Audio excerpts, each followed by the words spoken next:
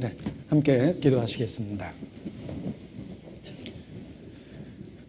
살아계시며 역사하시는 거룩하신 아버지 하나님, 우리를 구원해 주시고 주의 몸된 교회 안에서 양육하며 보호하여 주시는 것 진심으로 감사를 드립니다. 이 시간 주의 은혜 아래 하나님 앞과 그리스도 예수 안에서 저희가 함께 모였습니다. 제자들을 가르치신 것처럼 우리 각 사람 기억해 주시고 주의 진리의 말씀으로 가르쳐 주시기를 주님께 기도합니다. 또 성령의 능력과 감동과 감화하심으로 마음의 변화를 주셔서 이 마지막 때 그리스도의 열정을 품고 그리스도의 대리자로 이 땅에서 살아갈 수 있도록 주관하여 주시기를 더욱 부탁을 드립니다. 하나님 앞에 우리의 연약함, 어리석음, 또 우리의 한계를 슬퍼하고 고백합니다. 죽은 자를 살리시는 그 능력으로 변화를 주시며 우리를 통해 하나님의 역사를 더욱 이루어 주시옵소서. 이 시간 우리 각 사람을 살펴주시고 마땅히 깨달아야 될 말씀을 보여주시며 이 마지막 때 주의 자녀답게 살 수 있는 힘을 얻고 지혜를 얻는 시간이 될 수 있도록 도와주시며 주관하여 주시기를 주님께 부탁을 드립니다. 우리의 연약한 신음소리와 같은 기도소리에도 응답하시는 주의 큰 자비에 더욱 감사를 드립니다. 함께 하시겠다는 주의 약속만을 의지합니다. 주관하시며 하나님의 영광을 나타내 주시옵소서. 또 주의 이름으로 해외 선교지에 파송돼 선교 사역을 하고 있는 많은 선교사님들 또 그 가정을 위하여 주님 앞에 기도합니다. 주께서 주관하시며 귀한 역사 이루어 주시기를 주님께 부탁을 드립니다. 저희를 사랑하시는 우리 구주 예수님 이름으로 기도합니다. 아멘.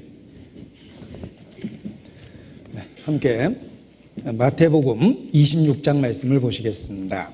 성경 마태복음 26장 17절입니다.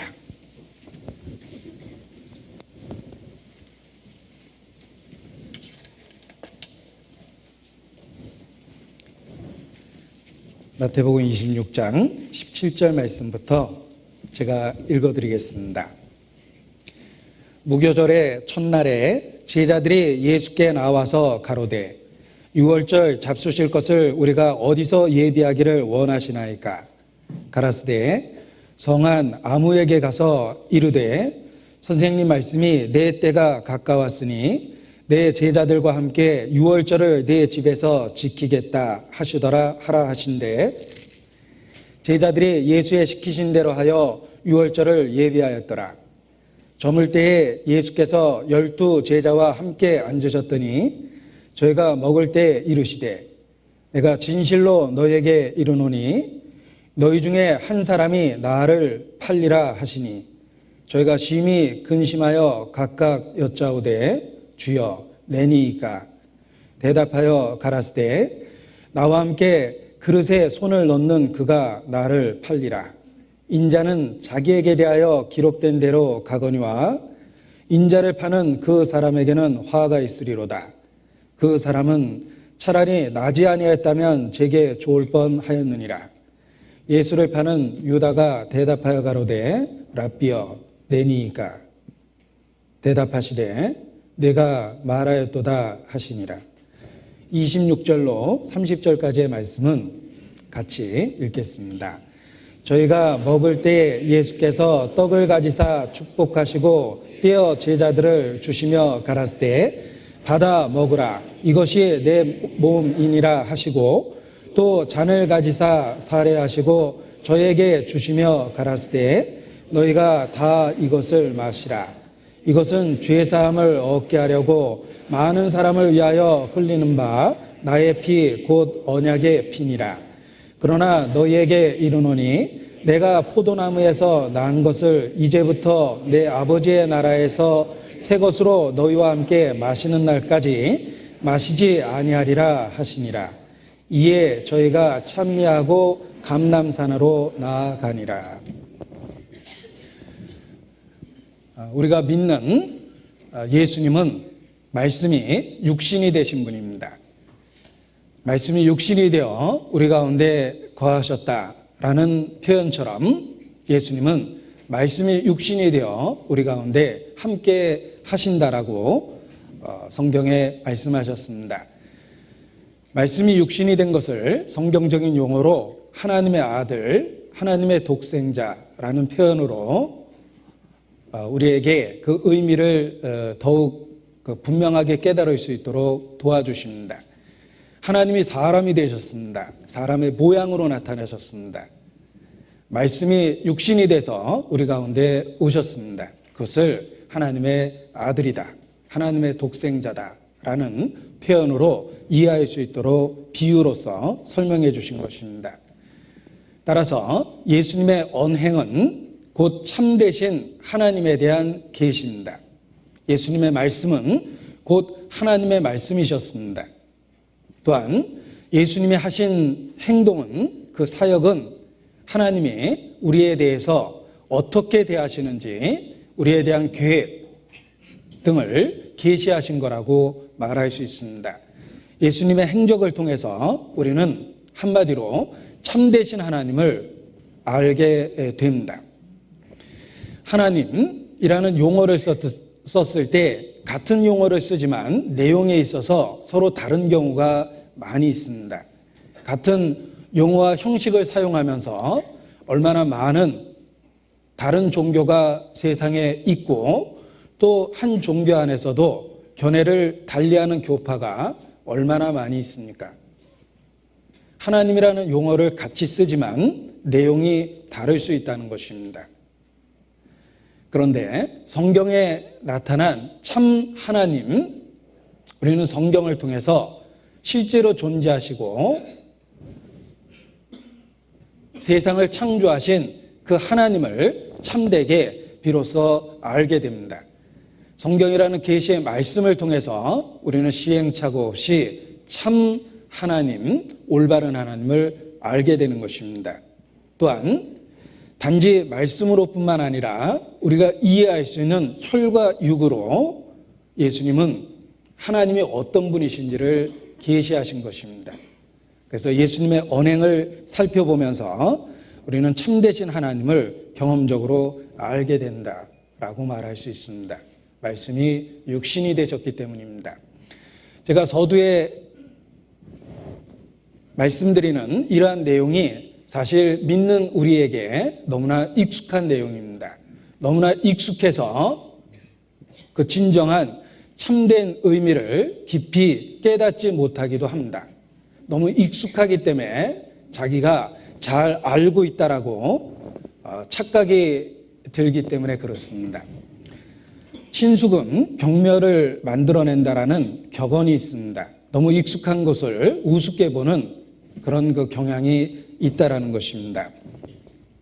우리에게 너무 익숙한 진리이기 때문에 그 참된 의미를 깊이 깨닫지 못하고 그저 피상적으로 나도 다 알고 있는 이야기구나 라고 실수할 수 있다는 것입니다. 그러나 그분에 대한 성경의 증거를 깊이 생각할 때 우리는 그 참되신 의미를 점점 더 깨닫습니다. 의인의 길은 돋는 햇볕 같아서 점점 더 빛나서 마침내 원만한 광명에 이르게 된다라는 말씀처럼 예수 그리스도를 알아가는 것이 마치 돋는 햇볕 같습니다. 점점 더 밝아지는 그런 경험을 하게 됩니다. 그래서 성경은 함께 하늘의 부르심을 입은 거룩한 형제들아, 우리의 믿는 도리의 사도시며 대제사장이신 예수를 깊이 생각하라 라고 일깨우고 있습니다. 예수를 깊이 생각하라. 그 긴 문장을 다 외우기 어렵기 때문에 핵심적인 부분만 밑줄을 그어서 마음에 오랫동안 붙잡고 생활을 했습니다. 예수를 깊이 생각하라. 믿는 도리의 사도시며 대제사장이신 예수를 깊이 생각할 때 그 속에 감추어져 있던 지혜와 지식의 모든 보화를 비로소 깨닫게 되며 경험하게 된다. 사람을 사귀는 친밀함도 사귐의 과정을 통해서 더욱 친밀해집니다. 그저 얼굴만 아는 사람이 있고 이름을 알고 통성명을 한 경우도 있습니다.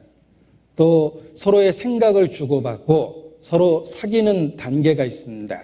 그런데 그 사귄다라고 말했을 때에도 그 사귐의 깊이가 다 다릅니다. 예수 그리스도를 알아가는 과정이 그러합니다. 그저 교리적 문답을 통해서 다 알 것을 안 것처럼 생각한다면 그는 정말로 어리석은 사람입니다.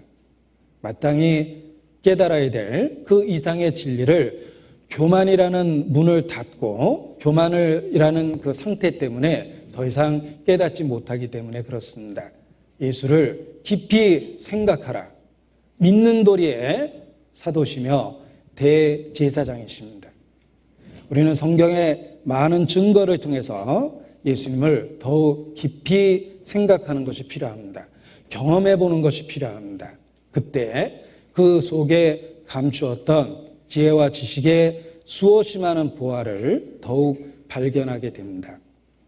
예수 그리스도의 행적, 공생의 삶을 기록한 말씀들을 읽을 때 예수를 깊이 생각하라라는 권면이 더욱 떠오릅니다.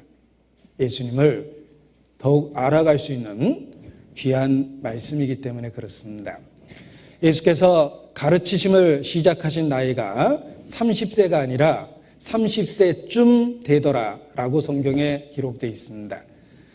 30대였습니다. 정확하게 30세였는지 아니면 30대 초반인지 중반인지 우리의 호기심을 자아내게 하지만 성경은 아무튼 30세쯤 되더라라고 언급하십니다. 그리고 예수님의 공생애를 절기를 통해서 시간 계산을 다 해보면 성경에 기록된 공생애가 3년 반 정도 됩니다.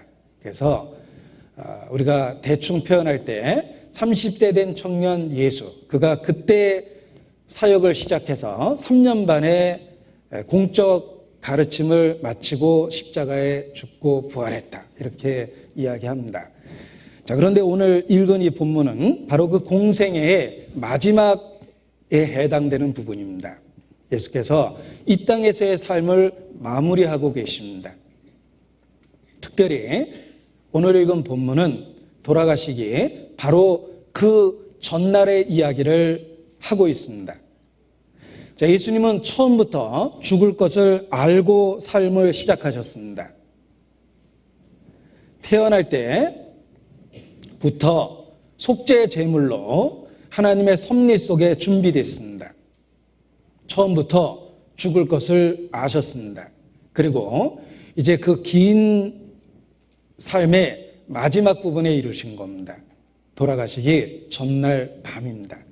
예수님은 그 다음날 자기에게 어떤 일이 닥칠지 이미 알고 계십니다. 그런 상태에서 그 전날, 죽기 바로 전날의 시간을 제자들과 함께 보내고 있습니다. 누구든지 죽음 바로 그 직전에 그 시간을 더욱 소중하게 여길 것입니다. 예수께서도 그러하셨습니다. 자, 만일 우리 자신의 경우로 생각을 해보죠. 우리가 정말 우리들의 마지막 날을 알게 되었다면 그 죽음 직전, 바로 죽음 전날 무엇을 하시겠습니까? 나 같으면 무엇을 할까라고 생각해 보면 여러 가지 생각이 들 거라고 생각합니다. 어떤 분은 빨리 적금부터 깨서 쓸 거 다 써보겠다라는 엉뚱한 생각도 하게 될 겁니다. 그러나 사실 그 엉뚱한 생각을 걷어버리고 생각을 잘 정리해 보면 아마 동일한 생각을 하실 겁니다. 오늘이 정말 죽음 그 전날이라면 우리는 사랑하는 가족을 기억할 겁니다.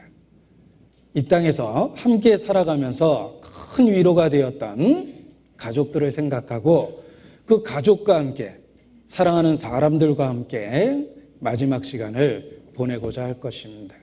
그리고 이 땅에서의 삶 속에서 그 상대방이 내게 얼마나 소중했었는지, 내 인생에 얼마나 위로가 됐고 기쁨이 되었는지 용기를 내서 고백할 거라고 생각합니다. 죽음은 우리에게 평소에 없었던 용기를 만들어냅니다. 당신을 정말 사랑했고 당신이 있어서 내 삶에 얼마나 큰 기쁨과 위로가 됐는지 모른다. 내 아내가 돼줘서 고맙고 내 남편이 돼줘서 고맙고 내 자녀가 돼줘서 고맙고 나에게 벗이 돼줘서 고맙다. 이런 식의 마무리를 하고자 하는 생각이 들 거라고 생각을 합니다. 오늘이 전날, 죽음 바로 그 전날이라면 우리는 사랑하는 사람을 기억하고 그리고 신앙인으로 또 신앙의 중요성을 정말 큰 용기를 내서 호소할 거라고 생각합니다. 자, 예수님도 죽음 바로 전날이셨습니다. 예수께서도 사랑하는 제자들을 불러 모으시고 그들과 함께 있기를 열망하셨습니다. 죽음 바로 그 전날 제자들과 마지막 식사를 준비하셨습니다. 자, 오늘 본문은 마태복음 26장입니다. 상황을 이해하기 위해서 동일한 사건을 다른 관점에서 기록한 다른 복음서를 찾아보겠습니다. 요한복음 13장입니다.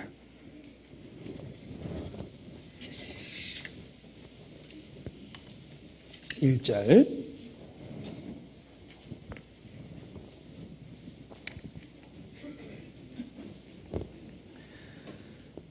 요한복음 13장 1절. 유월절 전에 예수께서 자기가 세상을 떠나 아버지께로 돌아가실 때가 이른 줄 아시고 죽음을 직면하셨습니다. 세상에 있는 자기 사람들을 사랑하시되 끝까지 사랑하시니라. 사랑에 대한 표현을 하시고자 하셨습니다. 그래서 마지막 제자들과 함께하는 그 만찬의 시간을 준비하신 겁니다. 세상에 있는 자기 사람들을 사랑하시되 끝까지 사랑하시니라. 12제자들과 함께 시간을 보내고자 하셨습니다. 12제자는 신구약 시대의 모든 성도들을 대표합니다. 12제자만 사랑하신 것이 아닙니다. 모든 사람에 대한 사랑을 그들의 대표되는 모습 속에서 표현해 주신 것입니다. 자기 사람들을 사랑하시되 끝까지 사랑하시니라. 죽음 바로 전날 사랑을 하는 그들과 함께 시간을 보내고자 하셨던 것입니다. 3절에도 저녁 먹는 중 예수는 아버지께서 모든 것을 자기 손에 맡기신 것과 또 자기가 하나님께로 또 오셨다가 하나님께로 돌아가실 것을 아시고 그리고 제자들의 발을 씻기시며 친밀함과 사랑을 더욱 표현해 주시기도 합니다. 누가복음 22장 동일한 상황입니다. 마지막 전날의 묘사를 하고 있습니다. 누가복음 22장 15절입니다.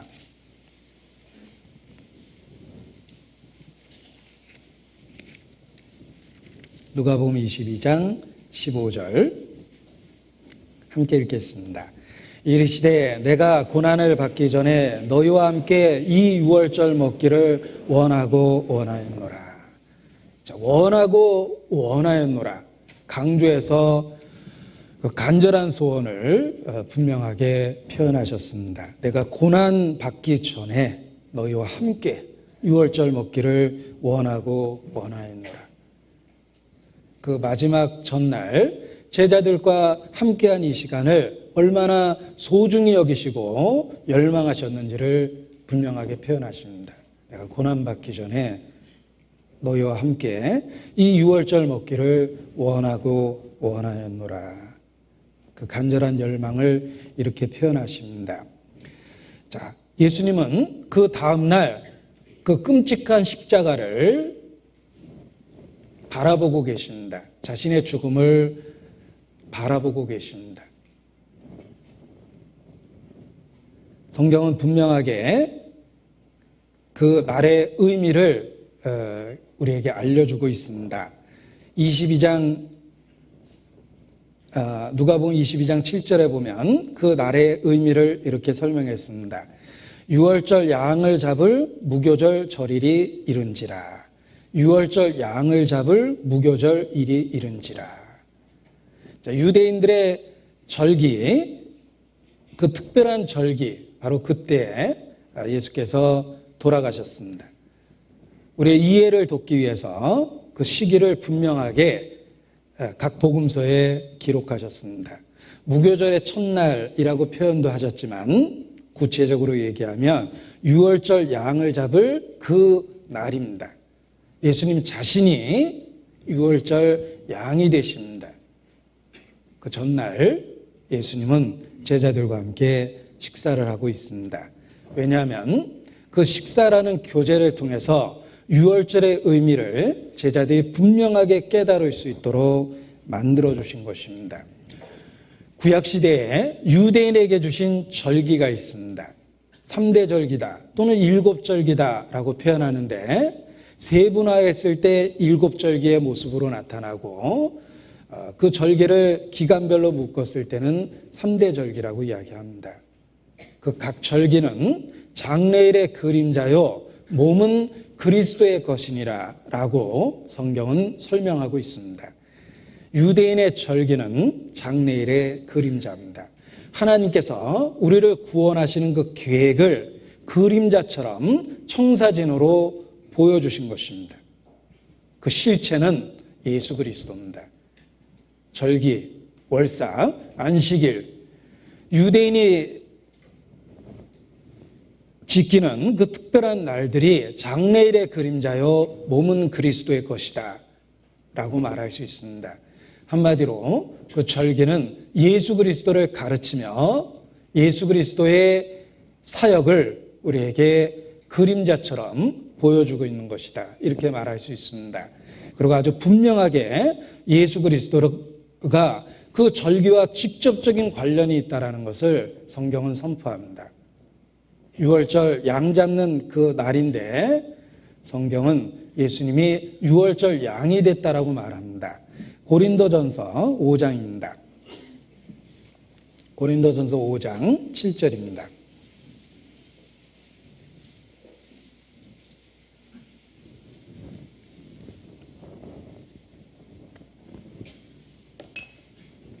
고린도전서 5장 7절 같이 읽죠.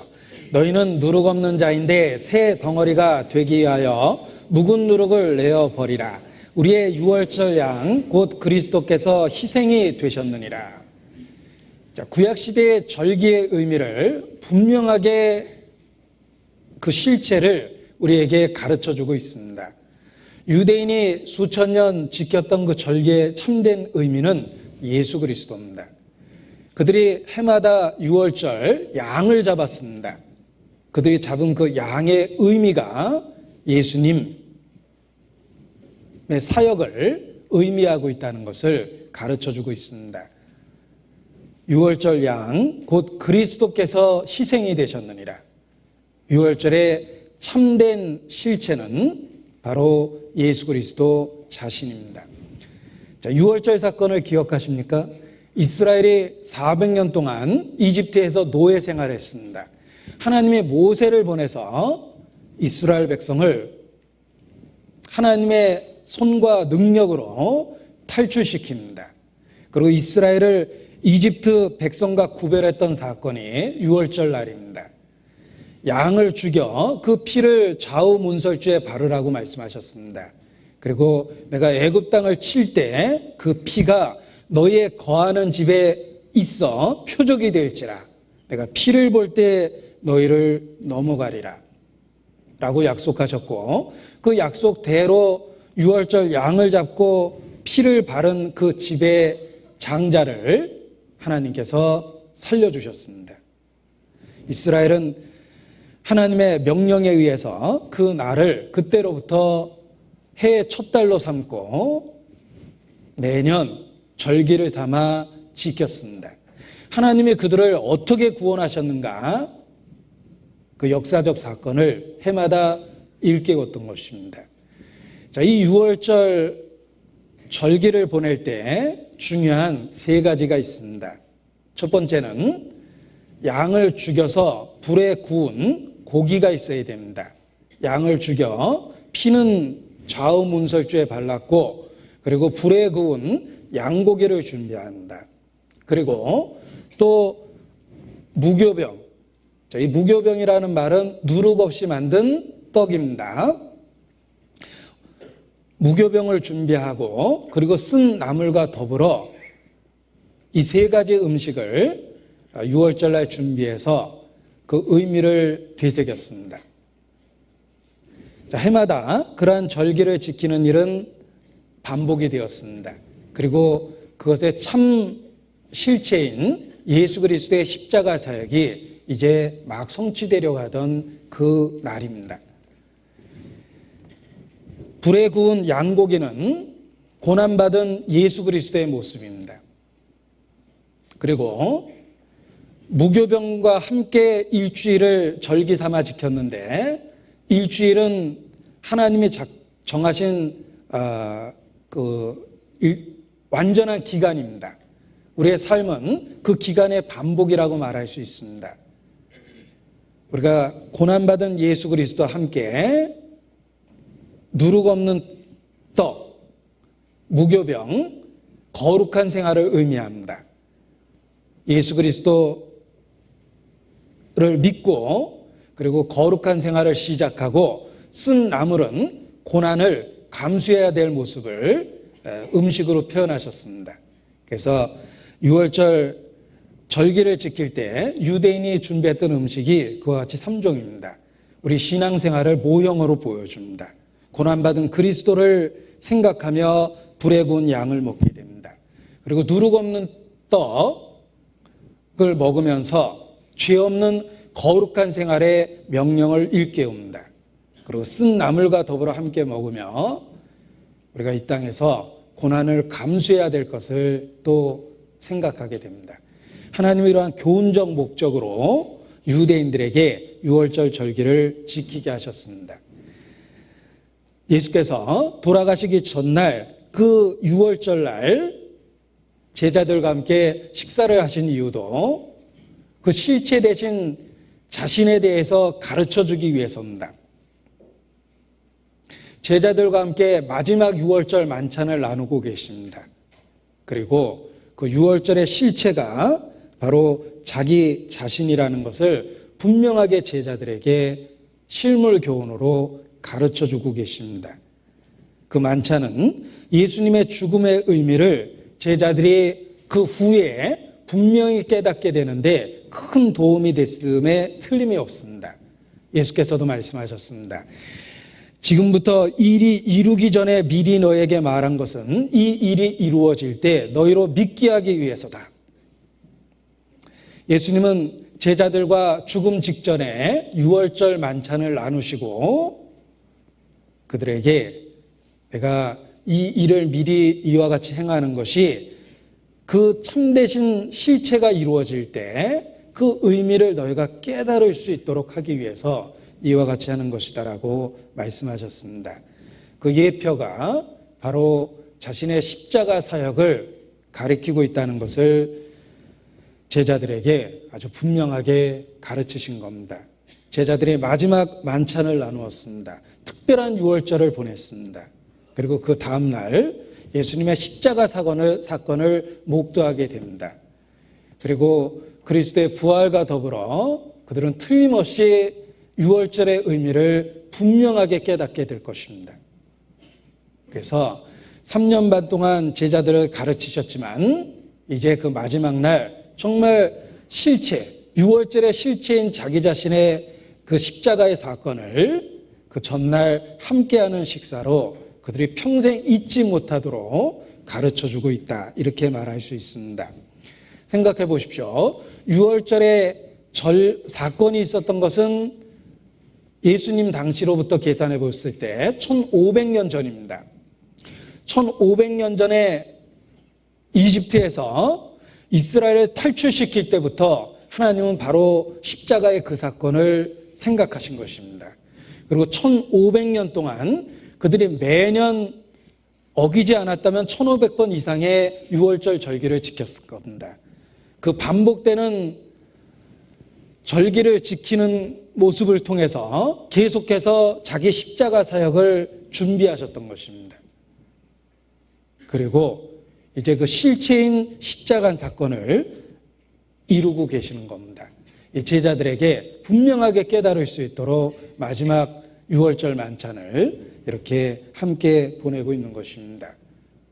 하나님께서 우리를 구원하신 그 사건이 오랫동안 준비되었고 실천되어 왔다는 것을 발견할 때 우리는 더욱더 구원에 대한 큰 감사와 감동을 갖게 됩니다. 여러분, 즉흥적으로 오늘 내 생일인데, 그러니까 그 자리에서 뭐 선물 바로 사서 이렇게 주면 물론 받으면 기쁘겠지만 그런 즉흥적 선물은 기쁨이 우리에게 적을 수밖에 없습니다. 그런데 1년 전부터 특별한 생일을 축하해 주려고 준비하고 오랫동안 계획해서 그리고 그 선물을 준비해서 전달한다면 틀림없이 감격과 기쁨이 더 클 것입니다. 십자가의 구속의 사건은 창세전에 계획됐습니다.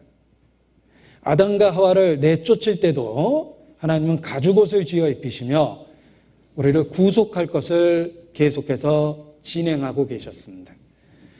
그리고 6월절 애굽에서 이스라엘을 탈출시키는 그날도 하나님은 십자가 사건을 바라보면서 그 모형적 사건을 이루신 겁니다. 모형을 만드신 거죠. 그리고 1500년 동안 이스라엘 역사 속에서 반복되도록 요구하셨고 그때마다 그 6월절의 실체인 십자가를 추진하고 계셨던 겁니다. 우리를 구원하신 그 구속의 사건이 오랫동안 계획되었고 진행되었고 마침내 결실하게 됐다라는 걸 생각할 때 하나님이 우리를 생각하시는 그 사랑의 그 생각과 사랑의 깊이가 얼마나 크고 놀라운지를 우리는 둔감한 마음으로조차도 깨달을 수 있습니다. 성경에 보면 여호와의 열심히 이를 이루시리라 라는 그런 반복되는 표현이 있습니다. 여호와의 열심히 이를 이루신다. 우리에 대한 사랑과 열정으로 구속의 역사를 창세전에 준비하시고 수천 년 동안 진행시키셔서 십자가의 사역을 통해서 드디어 이루고 계시는 겁니다. 여호와의 열심히 우리에 대한 사랑과 열정이 그런 오랜 계획을 묵묵히 역사 속에서 진행되게 하셨다. 이렇게 말할 수 있습니다. 이사야서 9장 6절입니다. 이사야서 9장 6절.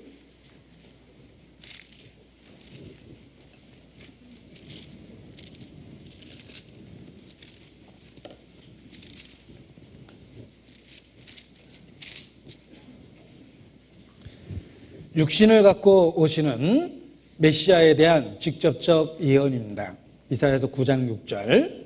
이는 한 아기가 우리에게 낳았고 한 아들을 우리에게 주신 바 되었는데 그 어깨에는 정사를 메었고 그 이름은 기묘자라 모사라 전능하신 하나님이라 영존하시는 아버지라 평강의 왕이라 할 것임이라.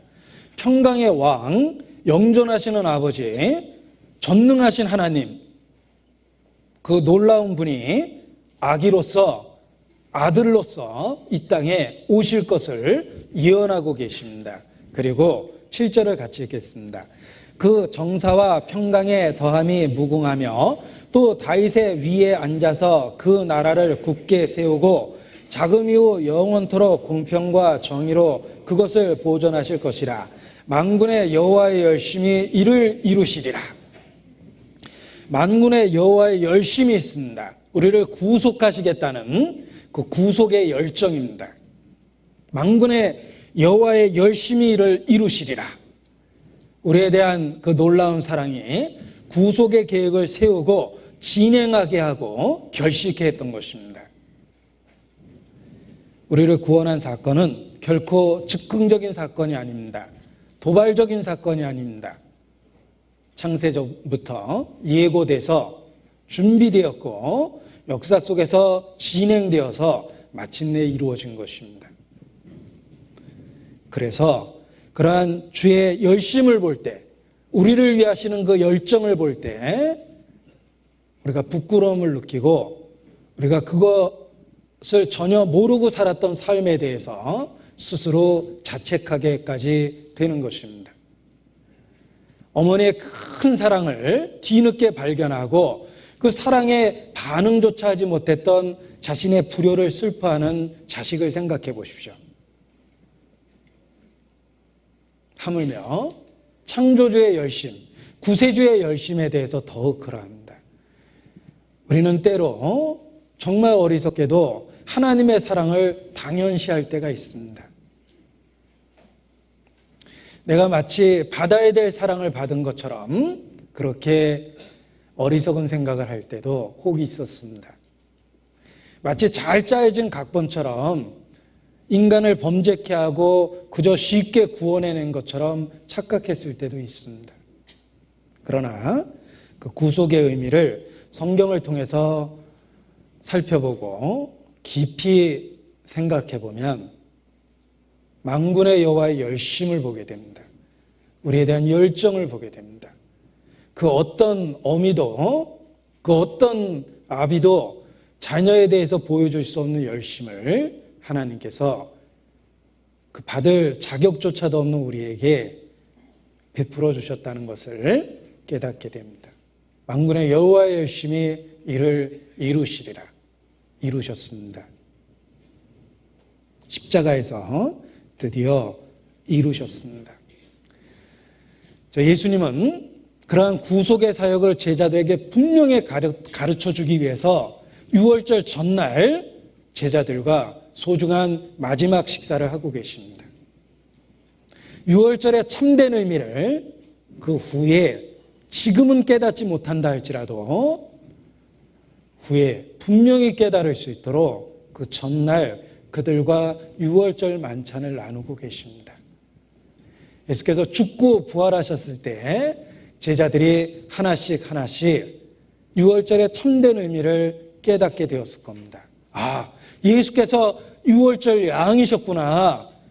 그리고 비로소 그 양 잡는 그날 제자들과 함께 식사했을 때 예수님의 모습을 떠올렸을 겁니다. 그리고 얼마나 큰 사랑으로 그들을 가르치시고 일깨우셨는지를 발견했을 겁니다. 생각해 보십시오. 예수님은 그 다음날 십자가를 바라보고 계십니다. 다음날 자신이 어떻게 될 거라는 거 신적 예지로 이미 잘 알고 계셨습니다. 예수께서 기도하실 때 내 마음이 심히 고민하여 죽게 되었다 라고 표현하셨고 나의 받을 세례가 따로 있으니 내 답답함이 어떠하겠느냐. 그리고 십자가 앞에서 기도하실 때 땀방울이 핏방울이 되도록 기도하셨습니다. 이 십자가의 사건이 예수께 얼마나 힘들고 고통스러운 일인지를 성경은 우리가 깨달을 수 있도록 표현하고 있습니다. 예수님은 그 절망감을 경험할 수밖에 없습니다. 게다가 바로 전날이죠. 그 절망적인 그 공포감이나 고통이 가장 증폭되는 날이었을 겁니다. 그럼에도 불구하고 예수님은 제자들과 마지막 시간을 보내십니다. 자기 연민에 빠지지 아니하고 제자들이 전혀 눈치도 못 챌 정도로 담담하게 여전히 제자들에게 동일한 사랑을 보여주시고 제자들을 가르치고 계십니다. 여러분 죽기 전날까지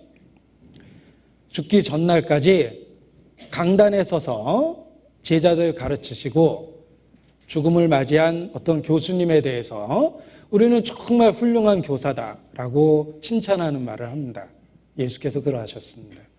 예수께서 돌아가시기 전날까지 그는 십자가를 바라보며 심히 고민하고 마음이 죽게 되었지만 그럼에도 불구하고 전혀 내색도 없이 제자들을 가르치고 계십니다. 그 전날 만찬의 시간이 바로 그러한 것입니다. 그 만찬의 모습을 통해서 유월절의 실체를 어느 제자도 혹 깨닫지 못할까 봐 분명하게 가르치고 계십니다. 예수께서 그 외에 많은 가르침도 주셨을 겁니다. 모든 성경, 모든 구약시대의 사건, 모든 절기 속에, 모든 등장인물 속에, 모든 이야기 속에 놀라울 정도로 그리스도가 숨어 있습니다.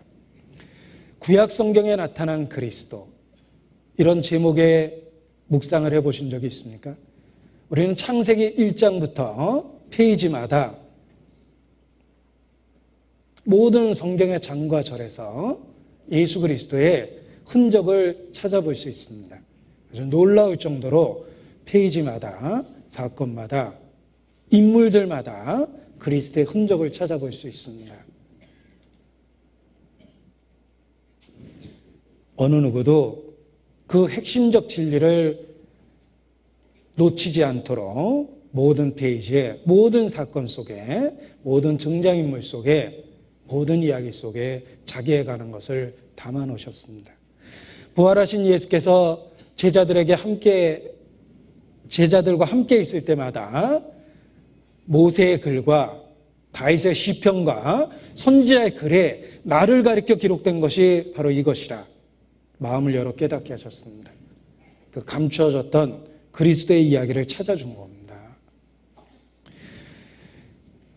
모든 사람이 쉽게 그리스도를 발견할 수 있도록 페이지마다 성경의 66권을 통해서 모든 이야기 속에서 자기 자신에 대한 것을 분명하게 증거하셨습니다. 때로 성경이 왜 이렇게 두꺼울까라는 생각을 해봅니다. 그리고 곧 깨닫게 됩니다. 예수 믿는 것은 받은 증거 많도다. 주 예수를 믿으라. 그리하면 너와 내 집이 구원을 얻으리라. 내가 길이요 진리요 생명이니 나로 말미암지 않고는 아버지께로 올 자가 없느니라. 천하 인간에게 구원 얻을 만한 다른 이름을 주신 일이 없습니다. 아들을 믿는 자에게는 생명이 있고 아들을 믿지 아니하는 자에게는 생명이 없다라고 말씀하셨습니다. 그 분명한 진리를 이렇게 두꺼운 책으로 우리에게 설명하셨습니다. 왜 이렇게 두껍습니까? 믿을 만한 많은 증거를 주신 겁니다. 어느 누구도 핵심적 진리를 놓치지 않도록 알아들을 수 있는 수없이 많은 방법으로 증거하신 겁니다. 그래서 때로 성경이 두껍다라고 생각할 때도 있지만 다시 생각해 보니까 믿을 만한 많은 증거를 주셨구나라는 것을 깨닫게 됩니다. 예수님은 돌아가시기 전날 제자들을 가르치신 것입니다. 자기의 죽음 바로 전날에도 그들에게 십자가 사역의 참된 의미를 유월절이라는 절기를 통해서 가르치신 겁니다. 우리를 구원하신 이 놀라운 계획이 얼마나 정교하게 설계되었고 진행되었고 완성되었는지를 깨닫게 될 때 우리도 하나님 앞에 더 큰 소리로 감사 찬양을 하게 됩니다. 주여, 사람이 무엇이간데 주께서 저를 생각하시며 인자가 무엇이간데 주께서 저를 권고하시나이까. 여호와의 인자하심과 인생에 행하신 그 기이한 일로 인하여 그를 찬양할지어다. 우리도 시편의 기자처럼 그렇게 소리치게 됩니다. 아무리 우리 마음이 굳고 무디고 단단하다 하더라도 예수를 깊이 생각할 때 결국은 우리 마음이 깨지고 맙니다. 그래서 주님에 대한 감사 찬양을 중심으로 외치게 되는 것입니다. 자, 예수님은 유월절 그 의식을 통해서 제자들을 분명히 가르치고 계십니다. 마태복음 26장 본문을 보시겠습니다. 26절.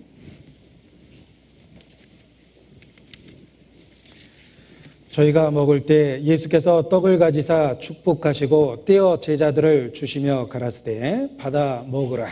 이것이 내 몸이니라. 또 잔을 가지사 사례하시고 저희에게 주시며 가라사대 너희가 다 이것을 마시라. 이것은 죄 사함을 얻게 하려고 많은 사람을 위하여 흘리는 바 나의 피, 곧 언약의 피니라. 자, 우리는 십자가의 의미를 깨달았고 성찬식의 의미를 알고 있습니다. 우리에게는 너무나 익숙한 말씀입니다. 그러나 이때 제자들의 이러한 그 표현으로 가르침을 받았을 때는 상당히 충격적이었을 겁니다. 예수께서 떡을 떼서 받아 먹으라.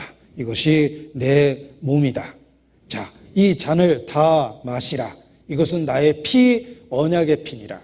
자기의 살과 피라고 얘기했을 때 그 당시 제자들에게는 그 표현 자체가 충격적이고 꺼리끼는 거였을 겁니다. 아마 졸다가 들은 제자는 오늘 점심은 예수님 볶음인가? 뭐 이렇게 오해할 정도로 충격적인 표현을 쓴 겁니다. 그렇지 않습니까? 내 살이라, 내 피라, 먹고 마시라.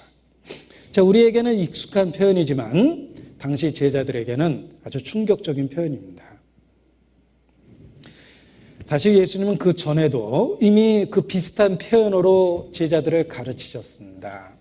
요한복음 6장입니다. 요한복음 6장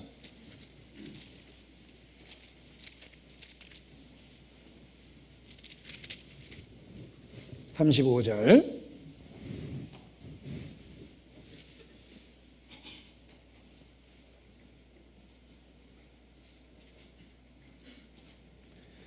예수께서 가라사대 내가 곧 생명의 떡이니 48절 내가 곧 생명의 떡이로다 51절 나는 하늘로서 내려온 산 떡이니 사람이 이 떡을 먹으면 영생하리라 나의 줄 떡은 곧 세상의 생명을 위한 내 살이로라. 자, 예수님이 이렇게 가르치시니까 당시 사람들은 충격을 받을 수밖에 없었습니다. 52절에 보면 그들의 반응이 있습니다. 이러므로 유대인들이 서로 다투어 가로되 이 사람이 어찌 능히 제 살을 우리에게 주어 먹게 하겠느냐. 자, 이렇게 반응할 수밖에 없습니다. 자기의 살과 피라고 얘기하니까 너무나 충격적인 섬뜩한 표현을 쓰신 겁니다. 이 사람이 어떻게 능히 제 살을 우리에게 주어 먹게 하겠느냐. 이렇게 반응하는 게 당연합니다. 예수께서 설명하셨습니다. 53절 예수께서 이르시되 내가 진실로 진실로 너희에게 이르노니 인자의 살을 먹지 아니하고 인자의 피를 마시지 아니하면 너희 속에 생명이 없느니라. 내 살을 먹고 내 피를 마시는 자는 영생을 가졌고 마지막 날에 내가 그를 다시 살리리니 내 살은 참된 양식이요 내 피는 참된 음료로다. 내 살을 먹고 내 피를 마시는 자는 내 안에 거하고 나도 그 안에 거하나니 살아계신 아버지께서 나를 보내심에 내가 아버지로 인하여 사는 것과 같이 나를 먹는 그 사람도 나로 인하여 살리라. 이것은 하늘로서 내려온 떡이니 조상들이 먹고도 죽은 그것과 같지 아니하여 이 떡을 먹는 자는 영원히 살리라. 자, 예수님의 살과 피를 먹고 마신다는 의미를 그들에게 가르치신 겁니다. 이 당시에는 못 깨달았을지 모르겠지만 예수께서 죽고 부활하신 이후에 또 예수께서 이것을 행하여 나를 기념하라 하여 모일 때마다 그들이 성찬의 떡과 잔을 마셨을 겁니다. 그때는 이 가르친 내용을 기억하고 그 분명한 의미를 되새길 수 있었을 것입니다. 예수님은 잊을래야 잊을 수 없는 방법으로 제자들을 가르치신 겁니다. 핵심적 진리를 가르친 겁니다. 그 6월절 만찬을 통해서 절대 잊을 수 없는 진리를 가르쳐 주셨습니다. 내 살이라, 내 피라, 먹고 마시라. 그리고 그것이 십자가의 구속의 사역과 연결되었을 때 제자들은 그 진리를 절대 마음에 지울 수가 없었을 겁니다. 먹고 마신다는 그 의미를 분명하게 깨달을 수 있었을 것입니다. 우리에게 이루어진 구속의 사건이 그렇습니다. 내 살이라, 내 피라, 내 살을 먹고 내 피를 마시라라는 말씀처럼 예수님의 십자가의 그 죽음을 우리 개인화시켰을 때 나를 위해서 성경에 증거하시는 것처럼 나를 위해서 하나님의 아들이 십자가에 못 박혔다는 것을 믿을 때 비로소 우리에게 생명이 생겼습니다. 믿음이 무엇입니까? 그리스도께서 나를 위하여 십자가에 죽고 나를 위하여 부활하셨습니다. 예수 그리스도의 죽음과 부활을 자기와 개인적으로 연결시킨 것이 믿음입니다. 내가 그리스도와 함께 십자가에 못 박혔나니 그런즉 이제는 내가 산 것이 아니요 내 안에 그리스도께서 사신 것이라. 이제 내가 육체 가운데 사는 것은 나를 사랑하사 나를 위하여 자기 몸을 버리신 하나님의 아들을 믿는 믿음 안에서 사는 이것이니라. 믿음이 무엇인지를 분명하게 정의했습니다. 믿음이 무엇입니까? 나를 사랑하사 나를 위하여 자기 몸을 버리신 하나님의 아들을 믿는 것이 믿음입니다. 이것이 구원 얻는 믿음입니다. 예수께서 하나님의 아들이신데 나를 사랑하사 나를 위하여 자기 몸을 버리셨습니다. 종교개혁자들은 모든 성도의 마음에 나를 위하여라는 금빛 글자가 있어야 된다, 이렇게 믿음을 표현했습니다. 우리의 개인의 마음속에 금빛 글자가 있어야 됩니다. 금은 정금과 같은 믿음입니다. 가치 있고 귀하다는 뜻입니다. 우리 안에 금빛 글자가 있어야 됩니다. 나를 위하여.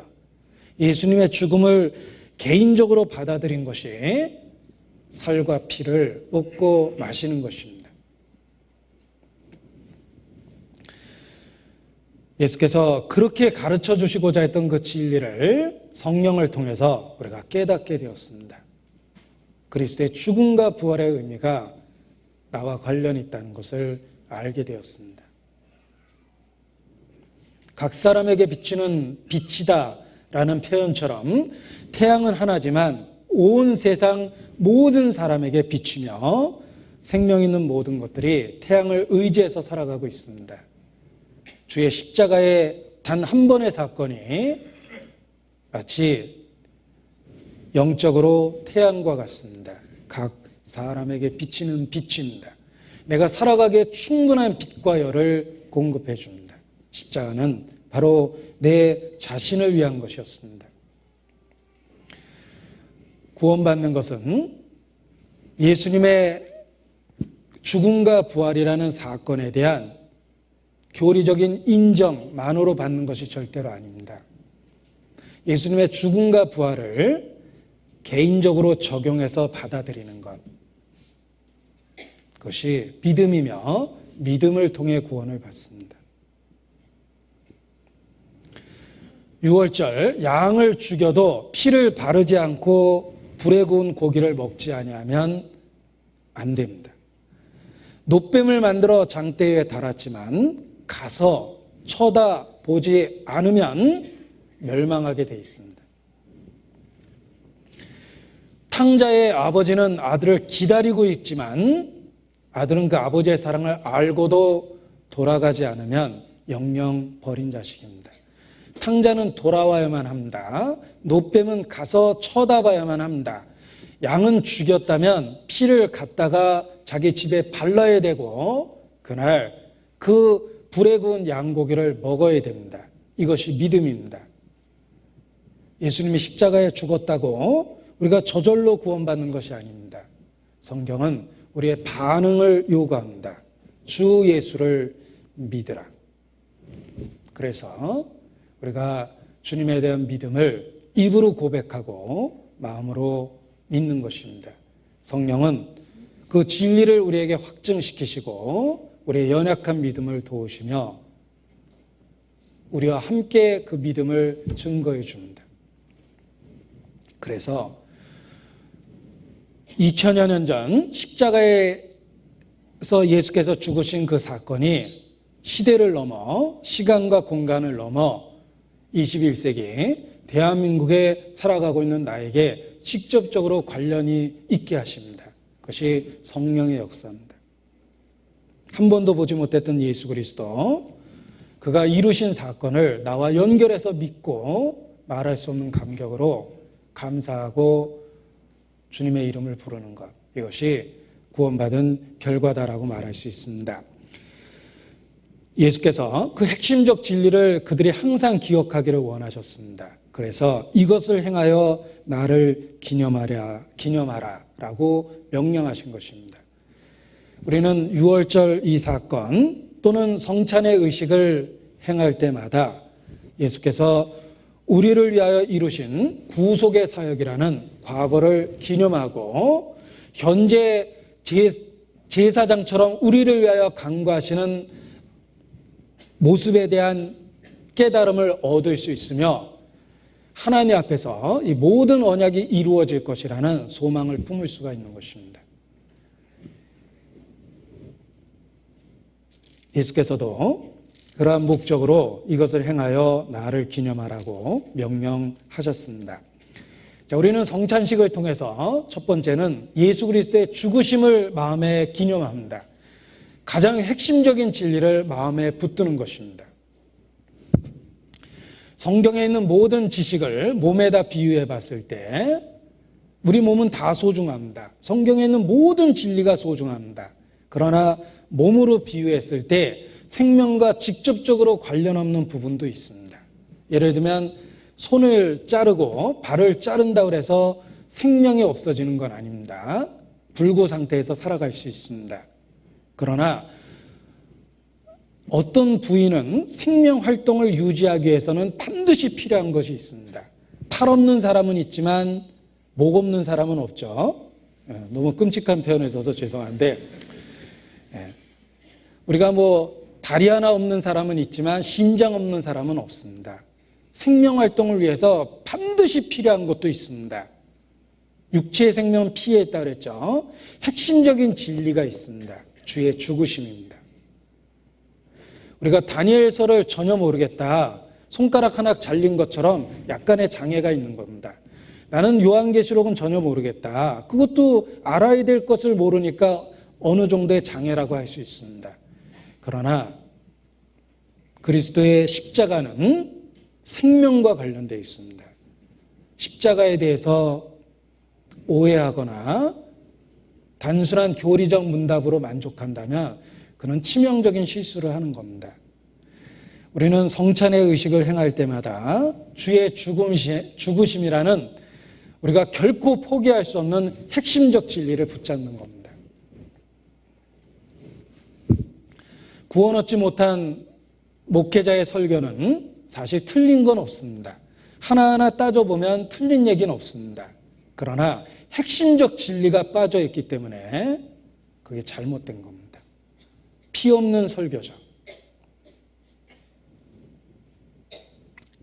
그러나 정말 성령에 의해서 전파되는 모든 말씀에는 반드시 피가 있습니다. 육체의 생명의 피에 있듯 영적인 생명도 주의 죽으심에 있습니다. 우리가 결코 포기할 수 없는 핵심적 진리입니다. 성찬의 의식은 핵심적 진리를 확실하게 붙잡게 만들어줍니다. 영원토록 내 할 말 예수의 피밖에 없다. 우리도 그렇게 그 찬송의 가사에 아멘하고 부를 수 있습니다. 성찬의 의식은 주의 죽으심이라는 핵심적 진리를 우리에게 확실하게 일깨워줍니다. 고린도전서 11장입니다.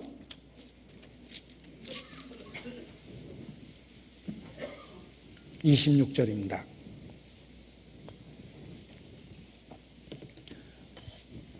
고린도전서 11장 26절.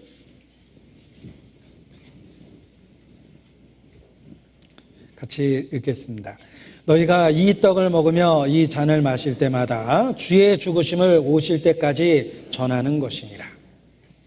성찬의 의식은 주의 죽으심이라는 핵심적 진리를 일깨워주며 세상에 나타내 줍니다. 만일 예수께서 십자가에 죽지 않았다면 예수께서 베푸신 수없이 많은 가르침이 내게 별 의미가 없었을 겁니다. 예수께서 행하신 놀라운 병자를 고치고 바람과 풍랑을 잔잔케 하시고 오병이어의 기적을 행했다 한들 사실 내게 무슨 의미가 있겠습니까? 그러나 예수께서 십자가에 죽으셨기 때문에 성경이 증가하는 것처럼 나를 위하여 죽으셨기 때문에 비로소 예수님에 대한 관심을 갖게 되고 내가 그분을 주목해서 보게 된 겁니다. 주목해서 보니까 그분이 나를 위해서 죽으셨는데 그분의 가르침이 하나님으로부터 왔다는 것도 알게 되었고 그분의 놀라운 기적과 이적이 하나님의 함께 하셨다는 증거라는 것도 알게 된 겁니다.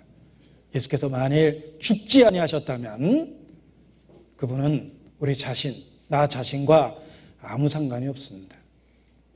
역사 속에 뛰어난 인물이 많습니다. 그게 나와 무슨 상관이 있습니까? 역사 속에 훌륭한 일 행한 사람 많습니다. 전설적, 신화적 인물 많습니다. 그게 나와 무슨 상관이 있습니까? 예수님은 나와 상관이 있습니다. 성경은 증거하기를 나를 위해서 십자가에 죽으셨다고 말합니다. 그래서 세상 일에 딴청하던 내 마음이 예수님을 바라보게 되고 주목하게 되고 마침내 그 의미를 깨닫게 된 겁니다. 성찬의 의식은 핵심적 진리를 우리로 하여금 붙잡을 수 있도록 만들어줍니다. 이것을 행하여 나를 기념하라. 우리가 이 떡을 먹으며 이 잔을 마실 때마다 주의 죽으심을 오실 때까지 전하는 것이니라. 주께서 십자가에 죽으셨습니다. 19세기 영국의 유명한 설교자 찰스 스펄전이 그 목사님이 죽으실 때 했던 말입니다. 내가 평생에 했던 메시지는 네 단어뿐이다. Jesus died for me. 예수께서 나를 위해 죽으셨다. 공감할 수 있습니다. 성경을 읽고 또 읽었습니다. 발견한 진리가 무엇입니까? Jesus died for me. 주께서 나를 위해 죽으셨다라는 것을 발견했기 때문에 우리의 삶이 변화된 것이다 라고 말할 수 있습니다. 그리고 이러한 핵심적 진리를 붙잡을 때 우리의 신앙생활을 지속할 수 있는 힘을 얻습니다. 이 떡을 먹으라. 이 잔을 마시라. 먹고 마신다고 표현하셨습니다. 먹고 마시는 건 일회적이 아닙니다. 계속적이며 반복적입니다. 단 한 번의 식사를 통해서 평생 살 수 있는 사람은 없습니다. 살아있는 동안 먹고 마심은 반복됩니다. 이 떡을 먹고 이 잔을 마시라, 먹고 마시라는 그 동사는 예수님의 십자가의 죽으심의 사역은 우리의 삶 속에 끊임없이 반복되고 내가 평생에 의지할 진리라는 걸 일깨웁니다. 내가 다시 살아가기 위해서 힘이 필요하고 그 힘은 먹고 마셔야지 생깁니다. 그리스도께서 십자가에 못 박혔다는 이 진리는 구원받을 때 단 한 번 필요한 것이 아니라 내가 낙심했을 때, 뒤뚱거릴 때, 넘어졌을 때, 뒤로 물러났을 때 다시 회복될 수 있는 진리입니다. 먹고 마시는 건 평생에 반복해야 될 과정입니다.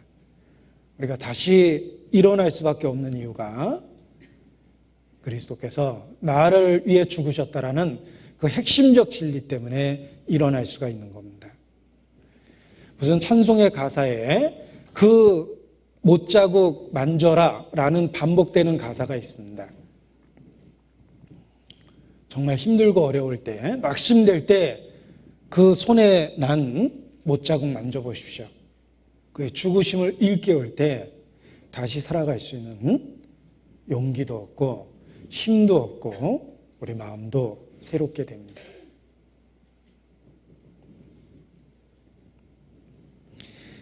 낙심했던 엘리야, 그가 죽음을 구했습니다.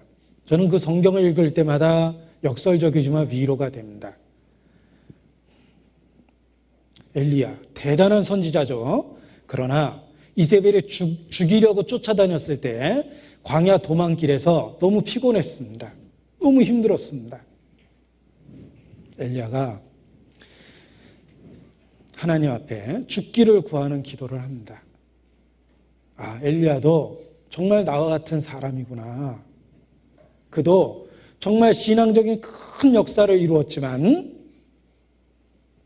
피곤함에 못 이겨 죽음을 구할 만큼 나와 똑같은 연약한 사람이구나 라는 것을 보고 위로를 받을 때가 있습니다.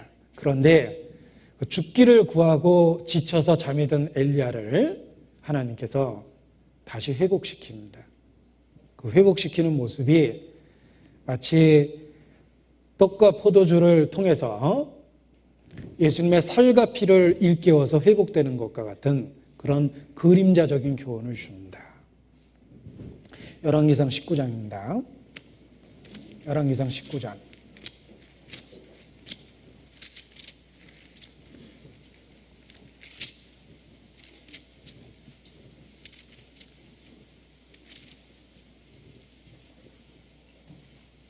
(4절입니다)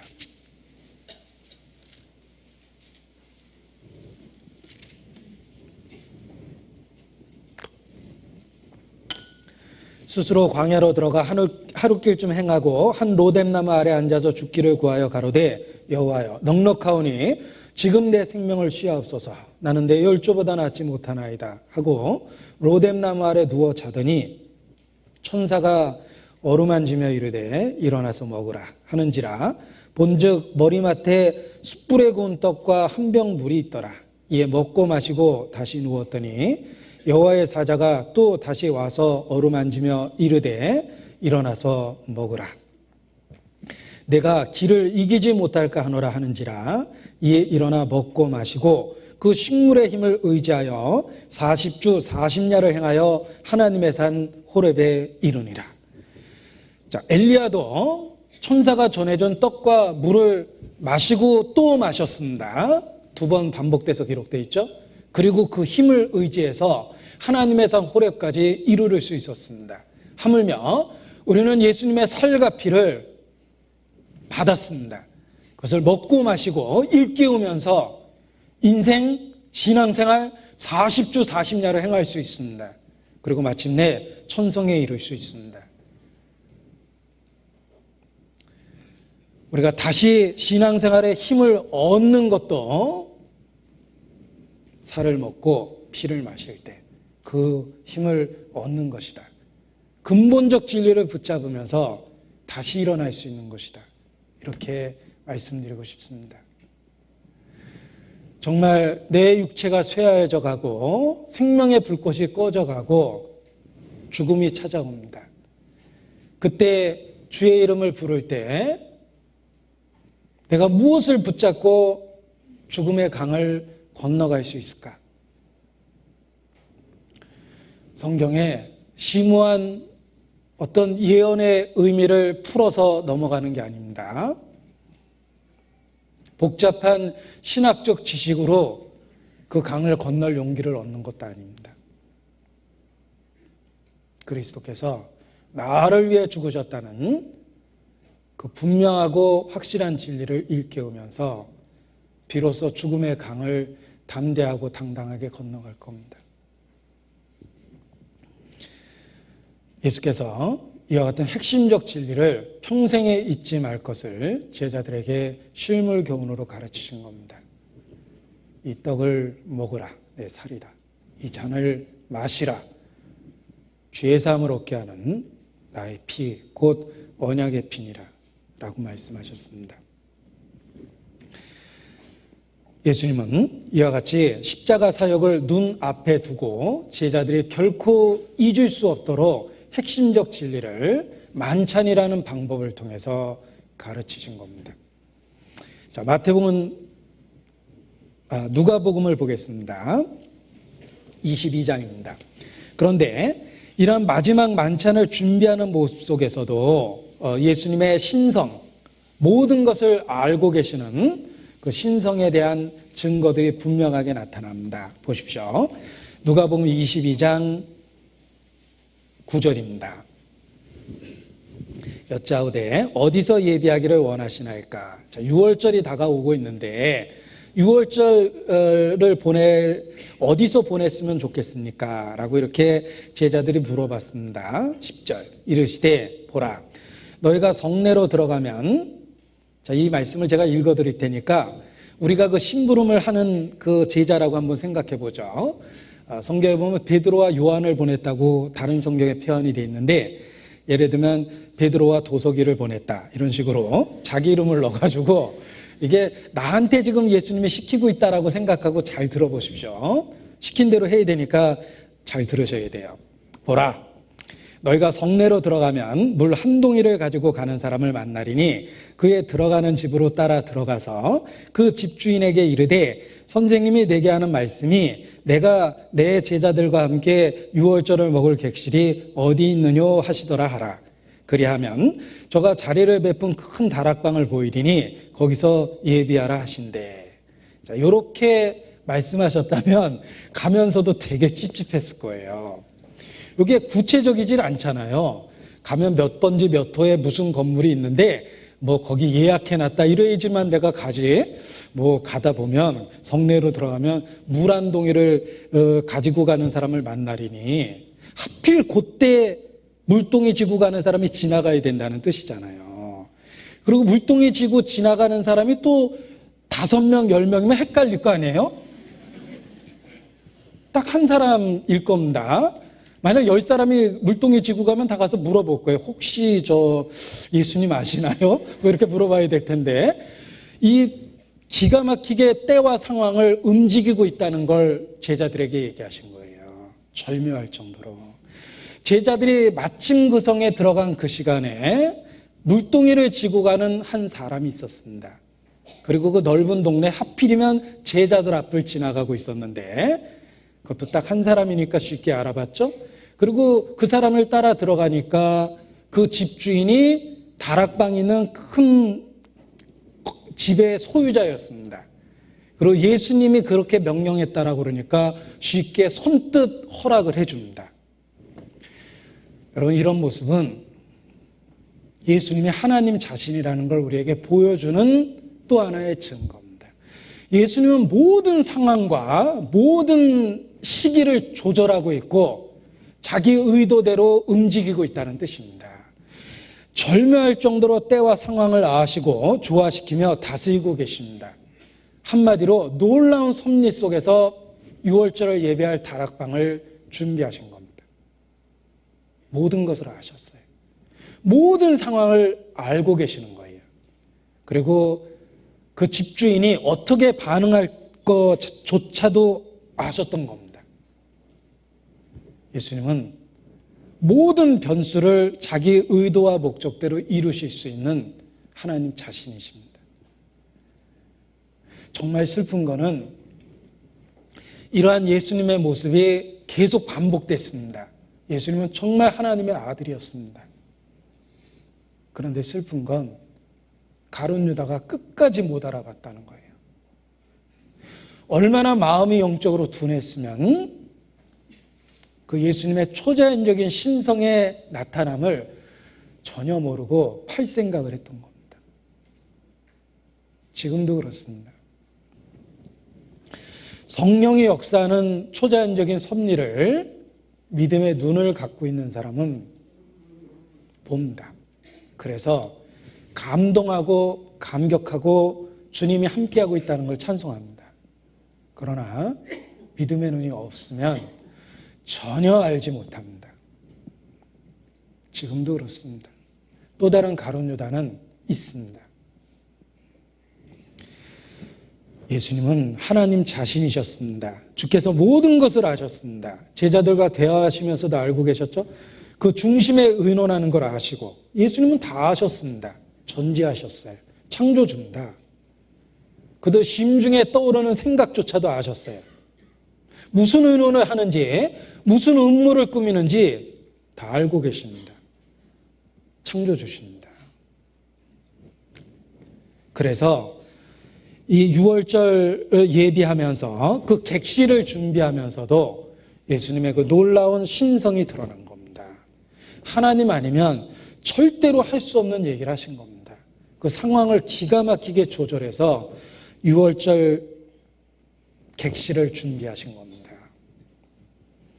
그 집주인의 마음도 아셨고 주님이 명하시면 기꺼이 응할 거라는 것도 아셨고 거기에 그러한 건축물이 지어진 것도 알았고 방이 넓게 있다는 것도 알고 있었고 준비되어 있었다는 것도 알고 있었고 물동이 그 시간에 물 들어갈 것도 아시고 언제 지나갈 것까지 섭리 속에서 다 아셨다는 거예요. 예수님은 하나님 자신이십니다. 자, 그런데 이 놀라운 사건이 생각해 보면 우리가 구원받는 그 역사 속에서도 있었습니다. 우리가 저절로 우연히 재수 좋아서 구원받은 것 절대 아닙니다. 성경은 미리 아신 그들을 부르셨다라고 말씀하십니다. 미리 아셨습니다. 놀라울 정도로 때와 상황을 조절해서 우리 각 사람을 부른 겁니다. 내가 구원받은 날을 스스로 일깨울 때가 있습니다. 아, 그날 1985년 3월 2일. 그런데 말씀 속에서 생각하고 또 생각해 보면 결코 우연히 구원받은 게 아닙니다. 그 복잡한 상황을 조절하고 시기를 조절해서 적절한 방법으로 말씀으로 나를 부르셨다라는 걸 믿게 됩니다. 객실을 준비한 사건에도 섭리가 있었습니다. 우리를 구원하신 그 부르심에도 섭리가 있었습니다. 빌립이 나다나엘을 예수께 데리고 왔을 때 예수께서 알고 계셨어요. 이는 참 이스라엘 사람이라 그 마음에 간사한 것이 없도다. 나다나엘이 가로되 어떻게 나를 아시나이까? 내가 빌립이 너를 부르기 전 내가 무화과 나무 아래 있을 때부터 내가 보았노라. 부르기도 전에 나다나엘 아셨어요. 그리고 빌립과의 우정관계를 통해서 나다나엘을 제자로 부르신 겁니다. 다 알고 계셨습니다. 그리고 그 섭리 속에서 정교하게 계산된 때와 상황을 통해서 부르신 겁니다. 사마리아, 다른 길로 가실 수도 있었습니다. 예수께서 사마리아를 통과하셨습니다. 사마리아 수가라는 마을에 그 시간에 우물가에 앉았습니다. 그때 사마리아 여자가 물 길러 왔습니다. 주님은 거기 앉아 계실 때부터 그 여자와의 만남을 예상하고 있었을 겁니다. 그리고 그 여자에 대해서 이미 잘 알고 계셨어요. 내가 남편 5이 있었는데 지금 있는 사람도 내 남편이 아니니라. 이미 다 알고 계셨습니다. 그리고 그를 위해서 여행길을 조절하시고 그때 사마리아로 통과하시고 수가의 마을에 우물가에 앉아 계셨던 겁니다. 그 섭리 속에서 사마리아 여자를 구원으로 인도하셨습니다. 우리를 구원하신 사건도 그 놀라운 숨겨진 섭리가 있습니다. 우리가 섭리의 인도함을 받을 때 더 감사하게 되고 이 모든 것이 주님이 함께 하신 거구나라는 것을 고백하게 됩니다. 자, 예를 들면 전도할 때 전도할 대상을 만났습니다. 하나님의 섭리가 있습니다. 숨겨진 손이 있습니다. 주님의 인도하심이 있습니다. 모임 장소를 새롭게 알아보고 있습니다. 주님의 섭리가 있습니다. 숨겨진 주님의 손길이 있습니다. 우리가 정말 주님과 동행하면 그 주님의 숨겨진 섭리 속에서 도구로서 귀하게 쓰임받을 수 있습니다. 주께서 우리를 도구로 삼아 절묘할 정도로 때와 상황을 조정해서 전도할 대상을 만나게 하시며 대화의 끈을 주시며 그리고 계속적인 만남의 기회를 주시며 그 모든 전도의 과정 속에 함께 하십니다. 또 우리가 새로운 개척지에서 새로운 전도의 문을 열고자 할 때 그 전도할 장소도 그 섭리 가운데서 틀림없이 준비해 주십니다. 그래서 이 객실을 준비하는 과정 속에서 주님이 어떻게 역사하시는지를 우리가 조금은 깨달을 수 있습니다. 자, 누가복음 22장 12절 나의 객실이 어디 있느냐 그리하면 저가 자리를 베푼 큰 다락방을 보이리니 거기서 예비하라 하신대. 자, 준비된 자리를 베푼 큰 다락방입니다. 아마 이 다락방을 지을 때는 이 집주인이 예수님이 돌아가시기 전날 이곳을 쓰겠지 하고 생각은 안 했을 겁니다.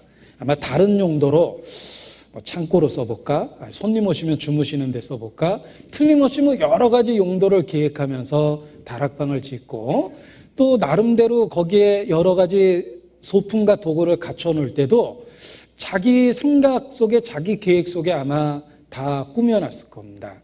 그러나 가장 중요한 용도는 집주인은 모르고 있었지만 주님은 그날의 만찬을 위해서 그 객실을 준비케 하신 겁니다. 집주인은 전혀 몰랐겠죠. 그 건물이 그렇게 쓰일 거라고는 그 건물 지을 때, 꾸밀 때 전혀 몰랐을 겁니다. 우리 자신에 대해서도 그러합니다. 우리의 삶 속에 우리에게 준비된 것들이 있습니다. 내가 주님을 만나기 전에 정상적인 교육을 받고 예를 들면 교육의 기회를 받았습니다. 내게 지식도 생겼고 예를 들면 내가 살아갈 수 있는 어떤 조건들이 내게 형성이 됐습니다. 그런데 구원받은 이후에 가만히 보니까 그 모든 것이 결국은 복음을 전하는 데 쓰이게 됩니다. 주님께서 섭리 속에서 내가 갖고 있는 모든 것을 받아주시는구나 라는 것도 깨닫게 됩니다. 그것이 물질이든 지식이든 재능이든 인간관계든 다 그러합니다. 내가 가졌던 사사로이 사귀었던 인간관계도 주님께 드려질 때 거기서 주님이 그 인간관계를 쓰셔서 전도의 열매로 만들어 주십니다. 또 내가 구원 얻기 전에 가졌던 지식이나 물질이나 재능들도 구원받은 이후에 주께서 주님의 용도로 귀하게 써주십니다. 이 집주인이 준비한 객실을 최후의 만찬의 장소로 귀하게 사용해 주신 것처럼 우리가 주님께 기꺼이 드릴 때 우리가 준비한 삶의 모든 것들이 복음을 전하는 도구와 수단으로 쓰임이 되는 영광을 받게 된다라고 말할 수 있습니다. 우리 천국에 가면 이 객실 주인을 한 번쯤은 찾아볼 필요가 있을 것 같아요. 그날 저기 2010년 3월 3일 설교할 때 얘기 많이 들었습니다. 이렇게 가서 인사도 했으면 좋겠습니다. 이 객실 주인도 틀림없이 주님에 대한 믿음이 있는 사람일 겁니다. 자, 주님은 말씀하셨습니다. 나의 객실이 어디 있느냐? 그 집주인은 기꺼이 주님께 드렸습니다. 지금도 주님은 우리 모두에게 말씀하십니다. 나의 객실이 어디 있느냐? 우리의 마음을 드리고 우리의 삶을 드리고 우리의 물질을 드리고 우리의 지식을 드리고 우리의 재능을 드리고 주님 준비된 객실이 여기 있나이다. 그렇게 드리는 집주인과 같은 믿음의 반응과 태도가 필요합니다.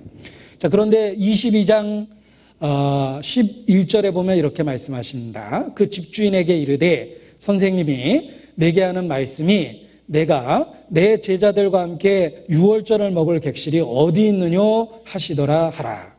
내 제자들과 함께 유월절을 먹을 객실이 어디 있느냐 그러셨습니다. 그 객실은 주님 혼자 쓰려고 하는 것이 아니라 제자들과 함께 먹을 객실입니다. 자, 주님은 우리의 마음을 객실처럼 달라고 말씀하십니다. 내 마음을 내가 머물 객실로 달라고 그러시는데 중요한 건 내 제자들과 함께 머물겠다고 말씀하십니다. 우리가 주님께 나의 마음이라는 객실을 내어드릴 때 주님의 제자들도 같이 받아들이는 겁니다. 우리가 결혼이라는 관계가 그러합니다. 결혼은 남자 여자가 좋아서 그냥 사는 게 결혼이 아닙니다. 결혼은 가족관계가 맺어지는 겁니다. 남자를 남편으로 맞이하면서 남자의 가족이 나의 가족이 되는 겁니다. 여자를 아내로 맞아들이면서 그 아내의 가족이 나의 가족이 되는 겁니다. 그래서 단지 남자 여자 만나서 사는 게 결혼이 아니라 가족 관계가 묶어지는 겁니다. 당연한 거죠. 내가 주님을 신랑으로 내 영혼의 배우자로 받아들일 때 주님의 가족도 같이 받아들여야 되는 거예요. 내 마음이라는 객실을 주님께 드리는 건 제자들과 함께 와서 거하겠다는 뜻입니다. 우리가 예수님을 우리의 신랑, 구주로 믿을 때 주의 제자들도 함께 받아들이는 겁니다. 그래서 남편이 소중하기 때문에 남편의 아버지, 어머니, 동생, 누나, 가족도 같이 받아들이는 겁니다. 교회가 그렇습니다. 내가 주님을 마음으로 받아들였기 때문에 주님이 함께 요구하는 그 제자들도 마음에 같이 받아들이는 겁니다. 그래서 나와 전혀 다른 성격, 나와 전혀 다른 가치관, 다른 모습을 갖고 있어도 기꺼이 받아들이는 겁니다.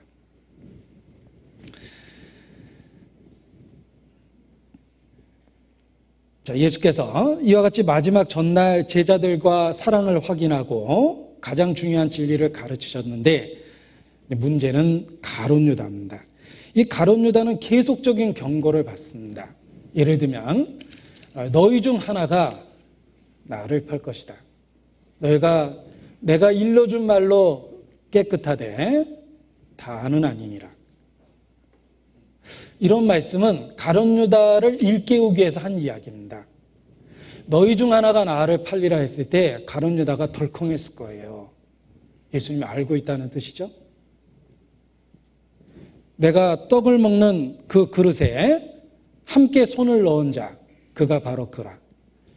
그 떡그릇에 손이 들어갔습니다. 가룟 유다는 그것이 자기를 의미하고 있다는 걸 잘 알고 있었어요. 나중엔 직접적으로 얘기하십니다. 너희 중 하나가 나를 팔리라. 가룟 유다가 물어보죠. 내니까 내가 말하였느니라. 예수께서 반복적으로 가룟 유다에게 일깨우신 이유가 있습니다. 그가 결코 멸망하기를 원하지 않으셨다는 겁니다. 성경은 분명하게 말합니다. 주는 아무도 멸망치 않고 다 회개하게 이르기를 원하십니다.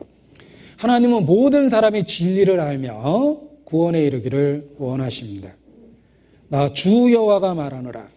내가 어찌 악인에 죽는 것을 조금인들 기뻐하랴. 그가 돌이켜 그 길에서 떠나서 사는 것을 어찌 기뻐하지 아니하겠느냐. 나는 결단코 악인에 죽는 것을 기뻐하지 않느니라. 가룟 유다에 대해서도 그러합니다. 예수님이 가룟 유다에게 끊임없이 경고를 하신 것은 돌이킬 기회를 준 겁니다.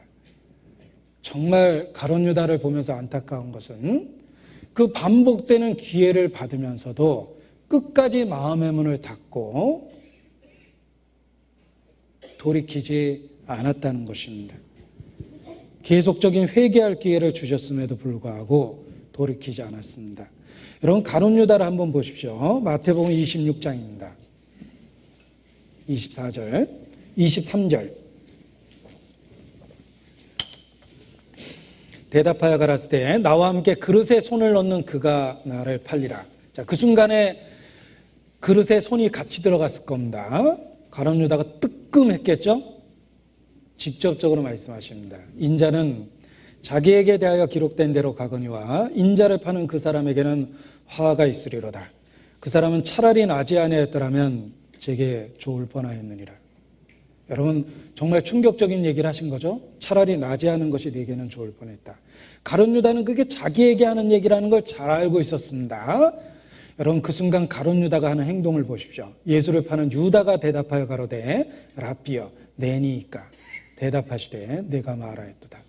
그래도 안 돌이켰어요. 가룟 유다는 끝끝내 돌이키기를 거절했던 겁니다. 차라리 태어나지 않은 게 낫다라고 얘기했음에도 불구하고 그 무서운 경고 앞에서도 그는 꿈쩍도 안 했습니다. 그래서 멸망한 겁니다.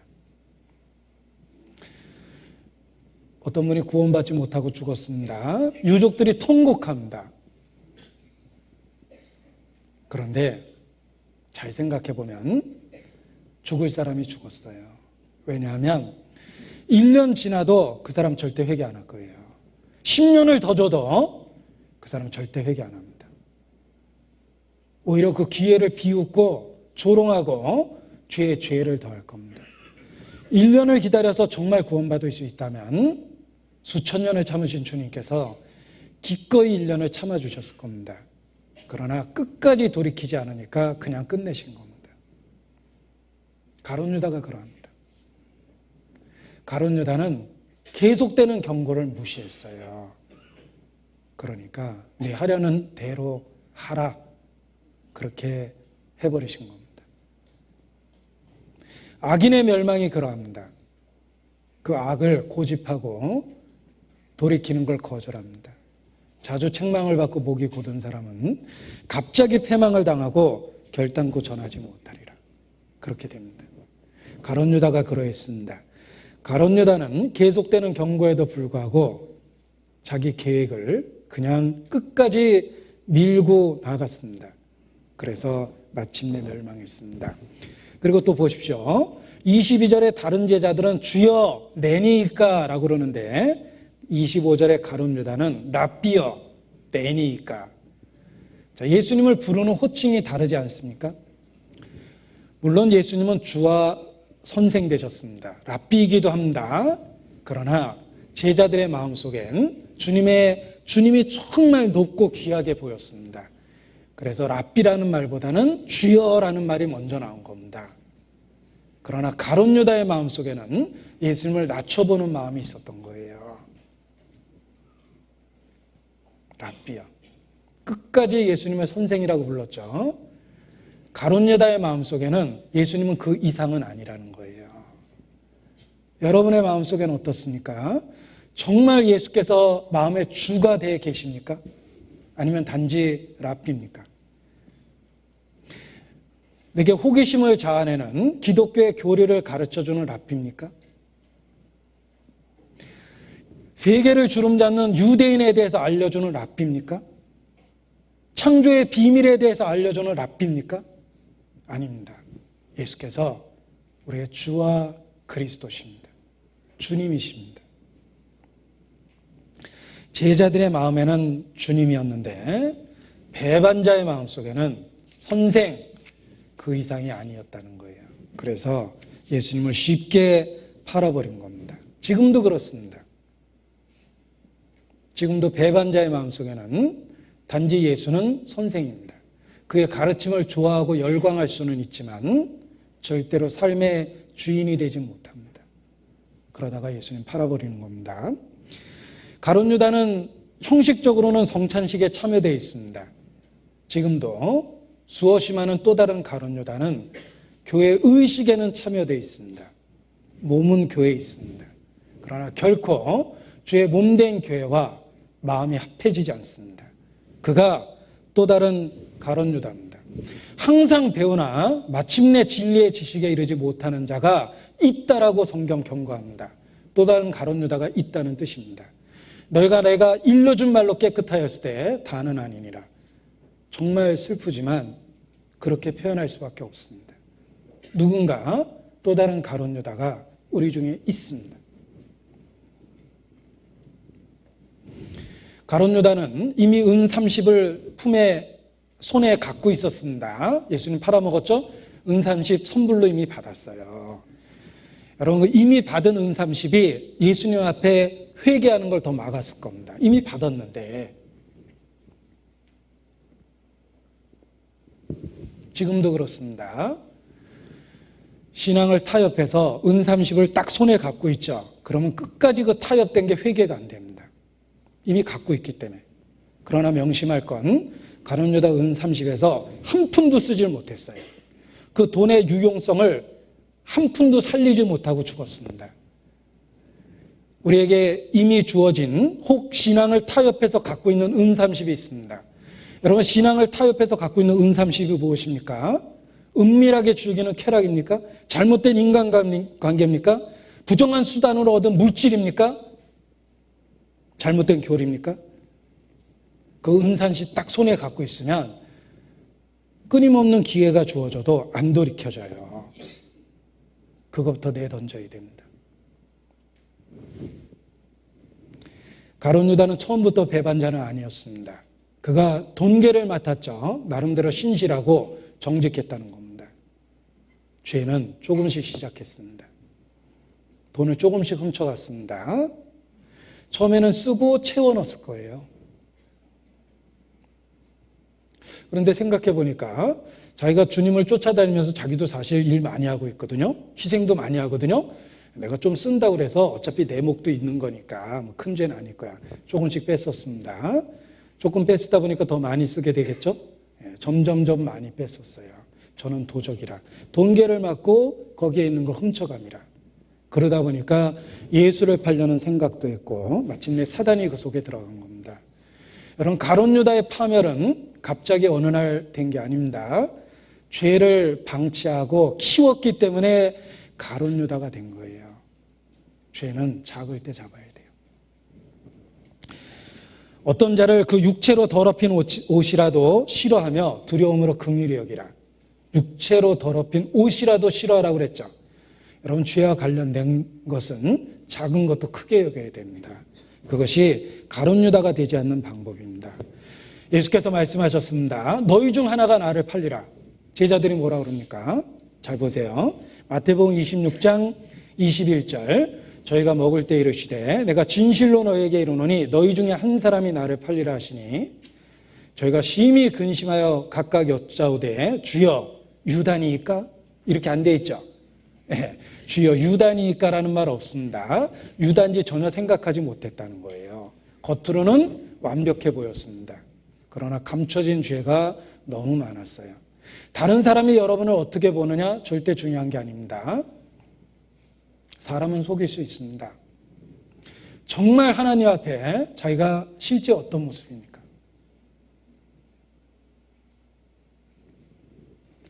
제자들은 근심해서 물어봅니다. 주여 내니이까?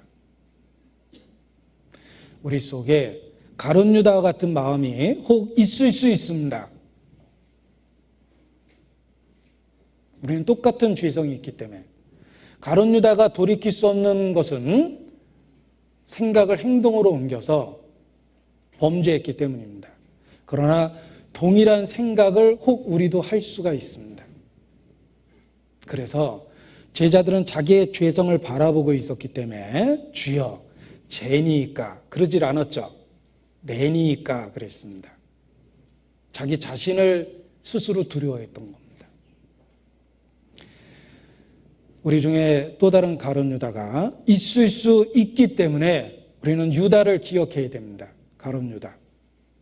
그리고 기도할 때마다 주여 내니이까 라고 기도하고 자기 자신 속에 배반의 요소 그런 것은 없는지 살펴보고 적은 누룩이라도 내다 버려야 됩니다. 그런데 보십시오. 22절입니다. 저희가 심히 근심하여 각각 여짜오되 심히 근심하여라고 되어 있죠. 자, 이걸 어떻게 표현해야 될지 모르겠지만 제자들이 충격을 받고 마음에 굉장한 그 슬픔을 느꼈다는 뜻입니다. 여러분 상상해 보십시오. 내가 혹 주님을 배반할까? 심히 근심하는 게 필요합니다. 자기 속에 죄에 대한 가능성을 볼 때 심히 근심하는 슬픔이 필요합니다. 그 슬픔이 범죄를 막아주는 거예요. 베드로가 예수님 부인하고 다구는 소리에 나가서 통곡했죠. 그 통곡과 슬픔이 다시는 그런 일을 하지 않게 만들어준 겁니다. 여러분 주님을 부인할 수 있다는 것, 그 가능성이 우리 속에 보일 때 심히 근심하고 슬퍼해야 됩니다. 취연애니까 자기 자신을 놓고 기도해야지만 그 잠재적 가능성에서부터 벗어날 수가 있는 겁니다. 자기 자신을 과신하면 절대 안 됩니다. 우리는 주님을 혹 배반할 요소가 있는지 자기를 살펴보고 자기를 쳐서 복종케 하는 게 필요합니다. 주여 내 애니까. 그렇게 자신을 살피는 기도가 가룟 유다와 같은 운명을 막아주는 것이다. 이렇게 말할 수 있습니다. 자, 마태복음 26장입니다. 30절입니다.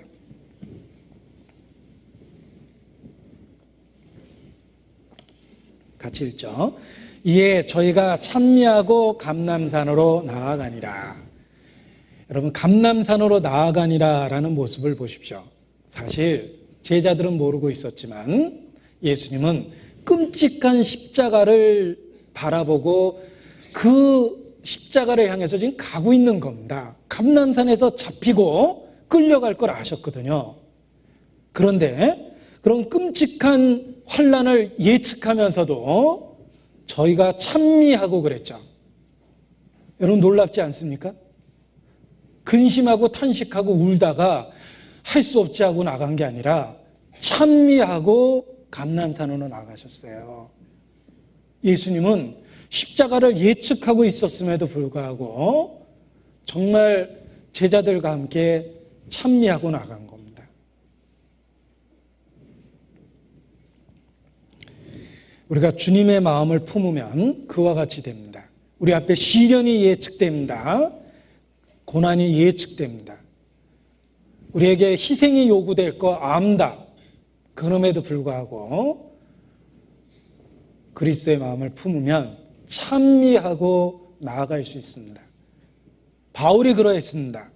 바울이 예루살렘에 들어갈 때 바울은 말하기를 이제 내가 심령의 매임을 받아 예루살렘으로 가는데 거기서 무슨 일을 만났는지 알지 못하노라. 오직 성령이 각성해서 내게 증거하여 결박과 환난이 나를 기다린다고 하나 나의 달려갈 길과 주 예수께 받은 사명 곧 하나님의 은혜의 복음 증거하는 일을 마치려 하면은 나의 생명을 조금도 귀하게 여기지 아니하노라 하고 예루살렘으로 나아갔습니다. 그리스도 예수의 마음을 품은 바울의 고백도 그러합니다. 그는 환난과 결박이 기다린다고 했지만 내 생명을 조금도 귀한 것으로 여기지 아니하겠다 하고 예루살렘으로 나아갔습니다. 주님도 그러했습니다. 감람산으로 나아갔죠? 찬미하고 나아가셨습니다. 자, 우리 앞에 예수께서 십자가에 못 박히는 그 환난과 같은 고난이 기다릴 수 있습니다. 그러나 우리에게 최후 승리가 약속되어 있기 때문에 찬미하고 나아가는 것이 필요합니다. 주님이 최후 승리를 약속하셨죠? 내가 아버지 나라에서 새 것으로 포도나무에서 난 것을 너희와 함께 다시 마실 때까지 마시지 않겠다 그랬죠. 이것은 너희와 함께 나눈 이 잔이 마지막 만찬이다. 그러나 슬퍼할 필요 없다. 아버지 나라에서 새 것으로 너희와 함께 마시게 될 것이다. 이렇게 희망을 준 겁니다. 소망을 준 겁니다. 그 확실한 소망이 있기 때문에 찬미하고 나아갈 수 있습니다. 우리도 그렇습니다. 이 땅에서의 삶, 그리스도를 증거하는 그 모든 일 속에 환난이 있고 핍박이 있고 시련이 있고 희생과 수고와 헌신이 있고 번거로움이 있습니다. 그러나 주께서 반드시 갚아주겠다고 약속하셨고 함께 하시겠다고 약속하셨고 승리할 것이라고 약속해 주셨기 때문에 환난이 예상되지만 찬미하고 나아갈 수 있게 됩니다. 지금도 그렇습니다. 감람산으로 환난이 기다리고 있는 감람산으로 주와 함께 찬미하고 나아갈 수 있습니다. 이 시대의 모든 성도들이 그러합니다. 주님이 함께 하시고 최후 승리가 약속되어 있기 때문입니다. 기도하시겠습니다. 아버지 하나님, 우리의 연약함을 슬퍼하고 우리의 한계를 주님 앞에 고백합니다. 죽은 자를 살리시는 능력, 함께 하시는 그 능력으로 주관하여 주셔서 마른 뼈 같은 우리의 심령에 생명을 주시고 생기를 불어넣어 주시기를 주님께 부탁을 드립니다. 우리의 소망이 장차 오는 주님 나라에 있습니다.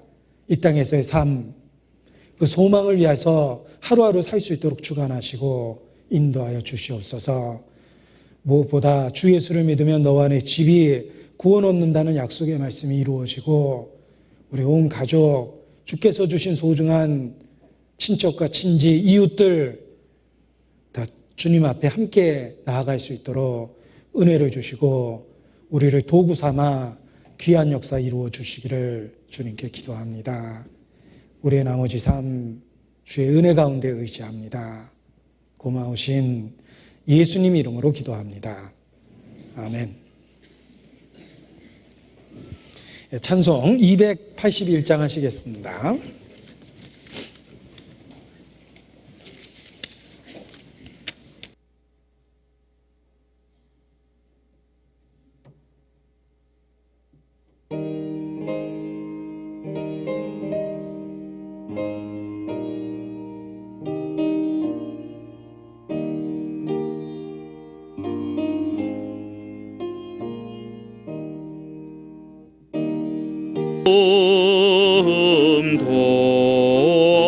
돕고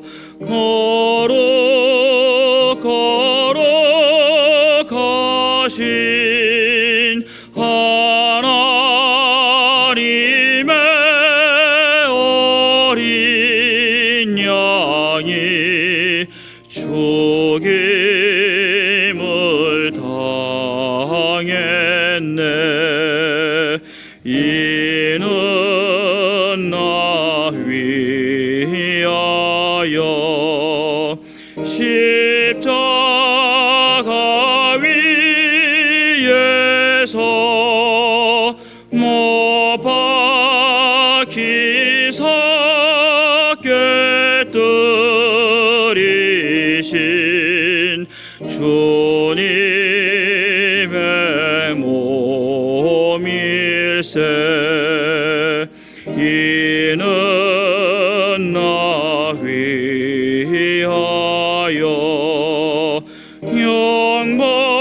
영벌을 받으사 주가 진리 대신 흘린 주의 보혈일세. 이는 주가 지금 나에게 주시는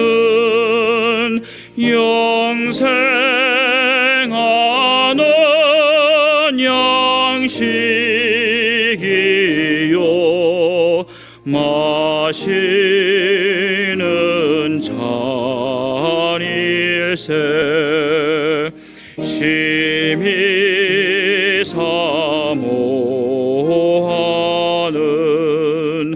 떠나셨던 주님 속히 세상 다시 올 때 반가이 뵙겠네. 우리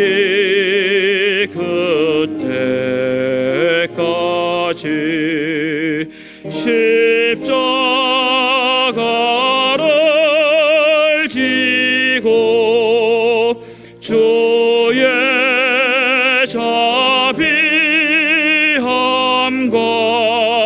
은혜 널리 전파하세.